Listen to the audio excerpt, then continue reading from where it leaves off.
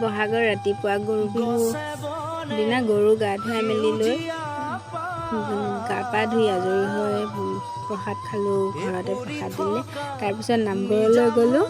নামঘৰত গৈ নাম গাই গৈ প্ৰসাদ খালোঁ। খাই মেলি লৈ শাকনি বাৰীলৈ আহিলোঁ। অসমীয়াত এষাৰ কথা আছে নহয়, বহাগ বিহু এই গৰু বিহুৰ দিনাখন 100 এবিধ শাক খাব লাগে।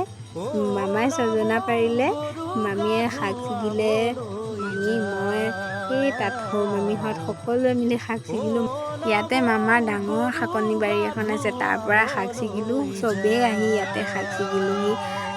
মামাই জিকা দাহে লাগি আছিলে। লাষ্টত খাই কৰি হ'লে জিকা ছিগিলে। এই সন্ধিয়া সময়ত গৰু বান্ধিবলৈ জাপ ঠিক কৰিলে। শাক ছিগি আনি আকৌ 100 এবিধ হৈছেনে নাই মামীয়ে আকৌ হিচাপ কৰি চালে। বহাগ বিহু যেতিয়া জেতুকা নলগালে কেনেকৈ হ'ব, ময়ো জেতুকা লগালোঁ। বাৰু বিহু ভিডিঅ'টো ইমানেই, বাই।